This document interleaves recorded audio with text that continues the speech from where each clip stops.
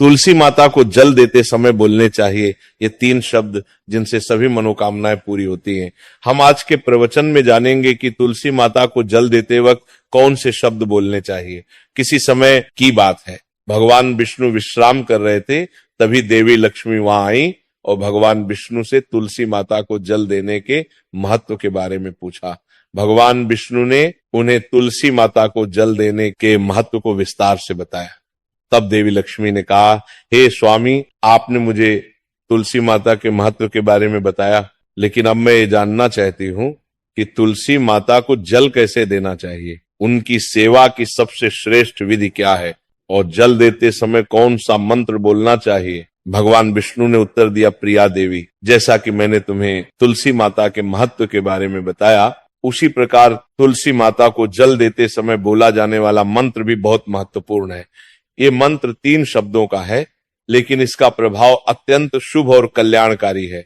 जो भी रोज तुलसी माता को जल देते समय इन 3 शब्दों का उच्चारण करेगा, उसके घर में मां लक्ष्मी का वास होगा, उसकी दरिद्रता समाप्त हो जाएगी और उसे अपार धन धान्य की प्राप्ति होगी। मंत्र के महत्व को बताते हुए भगवान विष्णु ने कहा, इस मंत्र का महत्व सुनने से ही मनुष्य के सभी पाप नष्ट हो जाते, उसे हजारों वर्षों तक तुलसी माता को जल देने के पुण्य का फल मिलता है। फिर भगवान विष्णु ने देवी लक्ष्मी को एक कथा सुनाई। उन्होंने कहा, दक्षिण दिशा में यम नगरी नामक एक नगर था, जहां रमेश नामक एक ब्राह्मण रहता था। वह अत्यंत पापी और गलत कामों में लिप्त व्यक्ति था। जन्म से ब्राह्मण होते हुए भी वह धार्मिक कार्यों से दूर रहता था। न वह पूजा करता, न ध्यान, न जप और न ही किसी का सत्कार करता। वह मदिरापान और मांसाहार भी करता था और हमेशा अनैतिक कार्यों में व्यस्त रहता था। और वह ब्राह्मण दिन में खेत में काम करके पत्ते बेचकर अपनी जीविका चलाता था और रात में वेश्याओं के पास जाता था। इस प्रकार उसने अनेक वर्षों तक अपना जीवन इसी पापपूर्ण तरीके से बिताया। फिर एक दिन वह दुर्बुद्धि ब्राह्मण पत्ते इकट्ठा करने के लिए एक शिष्य की वाटिका में पहुंचा और पत्ते तोड़ने लगा। तभी एक काले सर्प ने, जो काल के रूप में वहां उपस्थित था, उसे काट लिया। उसी समय उसकी मृत्यु हो गई। उसकी मृत्यु के तुरंत बाद यमराज के दूत वहां प्रकट हुए और उसकी आत्मा को लेने के लिए आए। वे उसे यमलोक ले जाने लगे। मार्ग में वह ब्राह्मण यमदूतों के सामने रोने और विलाप करने लगा। उसने कहा, हे दूतों, मुझे कहां ले जा रहे हो? मुझे छोड़ दो, मेरे प्राण बचा लो। लेकिन यमदूत बोले, अरे पापी ब्राह्मण, तेरे दुष्कर्मों के कारण तुझे यह दंड मिला है। अब यमराज तुझे घोर नरक में डालेंगे। यमलोक पहुंचने पर चित्रगुप्त ने उस ब्राह्मण का पूरा लेखा जोखा प्रस्तुत किया। उन्होंने कहा, हे धर्मराज, इस ब्राह्मण ने अपने पूरे जीवन में केवल पाप किए हैं, इसने कभी कोई पुण्य कार्य नहीं किया। धर्मराज ने दूतों से कहा, हे दूतों, इस घोर पापी ब्राह्मण को नरक में डाल दो, इसे अपने कर्मों का फल भोगना होगा। यमदूत उसे ब्राह्मण को नरक में ले गए और उसे भयंकर अग्नि में धकेल दिया। वह कई वर्षों तक नरक की यातनाएं सहता रहा। इसके बाद उसे अगले जन्म में बैल के रूप में जन्म मिला। बैल का शरीर पाकर उसने भारी बोझ उठाने का कार्य किया। उसका मालिक उससे दिन रात काम करवाता था। जब उसकी शक्ति समाप्त होने लगी तो मालिक ने उसे एक लंगड़े आदमी को बेच दिया। वह लंगड़ा आदमी उस बैल का उपयोग अपने बोझ उठाने के लिए करता था। बैल ने 8 वर्षों तक उसकी सेवा की। फिर एक दिन वह बैल लंगड़े आदमी को लेकर एक ऊंचे पर्वत पर चढ़ा। अधिक परिश्रम और थकान के कारण वह बैल मूर्छित तो होकर गिर पड़ा और अंतिम सांसें लेने लगा। वहां खड़े लोगों को उस बैल पर दया आ गई। उन्होंने उसके मुख में पानी डालने का प्रयास किया। उसी वे में एक पुण्यात्मा व्यक्ति भी था। उसने अपने पुण्य का थोड़ा भाग उस बैल को दे दिया। इसे देखकर अन्य लोगों ने भी अपने अपने पुण्य उसे देना शुरू कर दिया। उसी वे में एक वेश्या भी खड़ी थी। सभी अपना पुण्य उस बैल को देकर उसका उद्धार करने का प्रयास कर रहे थे। ये देखकर उस वेश्या ने भी अपना पुण्य उस बैल को दे दिया। कुछ देर बाद उस बैल की मृत्यु हो गई। फिर उस स्थान पर यमदूत आए और उस बैल के शरीर से उस ब्राह्मण की आत्मा को निकालकर यमलोक ले गए। यमलोक पहुंचने पर उसे यमदेव के सामने प्रस्तुत किया गया। चित्रगुप्त ने जब उसका लेखा जोखा देखा तो वे चकित रह गए। वेश्या के द्वारा दिए गए पुण्य के कारण उसके सभी जन्मों के पाप नष्ट हो चुके थे।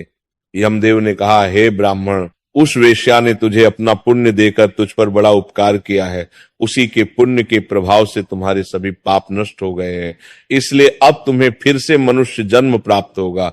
इस प्रकार वह ब्राह्मण पृथ्वी पर एक उत्तम ब्राह्मण कुल में जन्म लेता है। उस महापुण्य के प्रभाव से उसे अपने पूर्व जन्म की सारी बातें याद आने लगती हैं। जब वह बड़ा होता है तो उसे ध्यान आता है कि पिछले जन्म में जब वह बैल था तब एक वेश्या ने उसे अपना पुण्य दिया था। उसके मन में उस वेश्या के बारे में जानने की उत्सुकता जागती है। वह वेश्या का पता लगाकर उसके नगर में पहुंचता है। वहां वह वेश्या जो अब बूढ़ी हो चुकी थी उसे मिल जाती है। वह ब्राह्मण उसके सामने जाकर बार बार प्रणाम करता है और धन्यवाद देने लगता है। वेश्या उससे पूछती है, हे ब्राह्मण श्रेष्ठ, आप कौन हैं और किस कारण मुझे धन्यवाद दे रहे हैं? मैंने आपका कौन सा कार्य किया है जिसके लिए आप मुझे नमस्कार कर रहे हैं? तब ब्राह्मण कहता है, हे मां, मैं वही बैल हूं जिसे तुमने अपना पुण्य देकर जीवन दान दिया था। अपने पाप कर्मों के कारण मुझे पिछले जन्म में बैल बनना पड़ा। उस पर्वत पर जब मैं अंतिम सांसें ले रहा था तब तुमने अपना पुण्य मुझे दे दिया था। उसी पुण्य के प्रभाव से ही आज मुझे फिर से मनुष्य जन्म मिला है और अपने पूर्व जन्म की सारी बातें याद हैं। किंतु हे मां, मैं यहाँ ये जानने आया हूं कि तुमने मुझे कौन सा पुण्य दिया था जिससे मेरे सभी पाप नष्ट हो गए। मैं उस पुण्य के बारे में जानना चाहता हूं। तब वेश्या ने कहा, हे ब्राह्मण श्रेष्ठ, मैंने तो अपने जीवन में कोई पुण्य का कार्य नहीं किया है, पर मेरे घर में एक तोता है जो पिंजरे में रहकर हमेशा कुछ बोलता रहता है, जिसे सुनकर मेरा अंतःकरण पवित्र हो गया। वही मंत्र मैंने आपको पुण्य स्वरूप दान किया। फिर वह वैश्य और ब्राह्मण उस तोते के पास गए और उससे पूछने लगे, हे शुक, तुम कौन सा मंत्र बोलते हो जिससे हमारे जीवन का उद्धार हुआ? ये मंत्र तुम्हें किसने सिखाया और इसका क्या अर्थ है? तब उस तोते ने अपने पूर्व जन्म का वृतांत सुनाना शुरू किया। वह बोला, हे ब्राह्मण श्रेष्ठ, पिछले जन्म में मैं एक ब्राह्मण था। मुझे अपने ज्ञान का बहुत घमंड था। मैंने कभी गुरुजनों का सम्मान नहीं किया बल्कि उनका बार बार अपमान किया। अपने अहंकार के कारण मेरा स्वभाव क्रोधी और द्वेषपूर्ण हो गया। मैं सभी को तुच्छ समझने लगा और विद्वानों का भी अपमान करता था। कालांतर में मेरी मृत्यु हो गई और मुझे यमलोक ले जाया गया। पूज्य व्यक्तियों और गुरुजनों का अपमान करने के कारण मुझे तोते के कुल में जन्म लेना पड़ा। तोते के रूप में जन्म लेने के बाद छोटी अवस्था में ही मेरे माता पिता का साथ छूट गया। मैं अकेला पेड़ की डाल पर बैठकर रो रहा था। तभी कुछ मुनि उस मार्ग से जा रहे थे।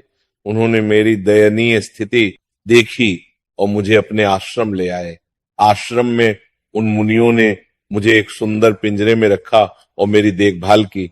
वे मुझे प्रतिदिन भोजन कराते और मुझसे स्नेह करते थे। उस आश्रम में वे, उनकी पत्नियां और बच्चे प्रतिदिन तुलसी के पौधे को जल अर्पित करते और एक मंत्र का जाप करते थे। उनके मुख से बार बार मंत्र सुनकर मैंने उसे याद कर लिया। तब से मैं उसी मंत्र का जप करता हूं। इस मंत्र के प्रभाव से मेरे जीवन में सकारात्मक बदलाव आने लगे। मुझे अपने कर्मों का पश्चाताप हुआ और मेरी मृत्यु भी टल गई। मेरी आयु 100 वर्ष हो गई और इतने वर्षों तक मैं जीवित रहा। एक दिन रात के समय एक चोर उस आश्रम में आया और मुझे वहां से चुरा लिया। बाद में इस वेश्या ने उस चोर से मुझे खरीद लिया। वेश्या के घर आने के बाद भी मैं वही मंत्र बोलता रहा। इस मंत्र को सुनकर इस वेश्या का अंतःकरण पवित्र हो गया।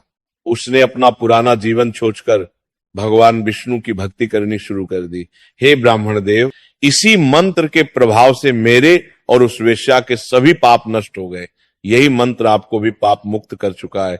इस प्रकार तोते ने उस ब्राह्मण और वेश्या को पूरा वृतांत सुना दिया। ये सुनकर ब्राह्मण और वेश्या दोनों बहुत प्रसन्न हुए। उन्होंने तय किया कि अब वे प्रतिदिन तुलसी मां को जल अर्पित करेंगे और उस मंत्र का जप करेंगे। कुछ समय बाद उस ब्राह्मण, वैश्या और तोते ने मंत्र के प्रभाव से दिव्य विमान में बैठकर विष्णु लोक की यात्रा की। भगवान विष्णु ने देवी लक्ष्मी से कहा, हे देवी, देखा आपने, केवल तुलसी मां के मंत्र के प्रभाव से उस तोते, वेश्या और ब्राह्मण के सभी पाप नष्ट हो गए। इसीलिए हर व्यक्ति को प्रतिदिन तुलसी मां को जल अर्पित करते हुए इस मंत्र का जाप अवश्य करना चाहिए। वह मंत्र इस प्रकार है, ओम वृंदावनी स्वाहा, ओम वृंदावनी स्वाहा। जो स्त्री प्रतिदिन तुलसी मां के साथ माने इस मंत्र का उच्चारण करेगी वह सौभाग्यशाली बनेगी। जो पुरुष इसका जप करेगा उसे अक्षय धन की प्राप्ति होगी। जिस घर में प्रतिदिन तुलसी मां की पूजा होगी वहां लक्ष्मी जी का सदा वास रहेगा। तुलसी मां का यह मंत्र फलदायी और सिद्धियों को प्रदान करने वाला है। स्त्रियों को स्नान के बाद बाल बांधकर मांग में सिंदूर लगाकर तुलसी मां को जल चढ़ाना चाहिए। साथ ही तुलसी मां की परिक्रमा करनी चाहिए। शाम के समय तुलसी मां के पास दीपक जलाने से घर में सुख समृद्धि आती है। भगवान विष्णु की पूजा तुलसी मां के बिना अधूरी है। तुलसी का एक पत्ता चढ़ाने से भगवान को उतनी प्रसन्नता मिलती है जितनी हजारों अमृत के घड़ों से नहलाने पर भी नहीं मिलती। जो भी व्यक्ति तुलसी मां का सम्मान करेगा और उनके इस मंत्र का जप करेगा उसे न केवल इस लोक में बल्कि परलोक में भी शुभ फल प्राप्त होगा। ऐसा फल तुलसी मां के पत्तों के दान से मिलता है। जो मृत्यु के समय अपने मुख में तुलसी के पत्तों का जल ग्रहण करता है ऐसा व्यक्ति अपने सभी पापों से मुक्त होकर भगवान विष्णु के धाम जाता है। भगवान विष्णु कहते हैं पूर्णिमा, अमावस्या, द्वादशी और सूर्य संक्रांति के दिन मध्याह्न काल रात्रि और अशौच के समय तेल लगाकर बिना स्नान किए अथवा बिना हाथ पैर धोए रात्रि के वस्त्र पहनकर तुलसी के पत्ते तोड़ना महापाप होता है। श्राद्ध, व्रत, दान, प्रतिष्ठा और देव पूजा के लिए तोड़े गए तुलसी के पत्ते 3 रात तक पवित्र रहते हैं। तुलसी के पत्तों को बिना नष्ट किए उसके अग्रभाग को तोड़ना चाहिए। तुलसी की मंजरी जो सभी फूलों से श्रेष्ठ मानी जाती है उसे तोड़ते समय पत्तियों का होना आवश्यक है। पौधे को बिना हिलाए केवल अग्रभाग को तोड़ना चाहिए ताकि पूजा का फल और बढ़। तुलसी के पत्तों को कभी नाखून से नहीं तोड़ना चाहिए क्योंकि इससे पाप लगता है। रात्रि के समय तुलसी के पौधे को छूना या उसके पत्ते तोड़ना अशुभ माना जाता है क्योंकि रात्रि में वह निद्रा अवस्था में होती है।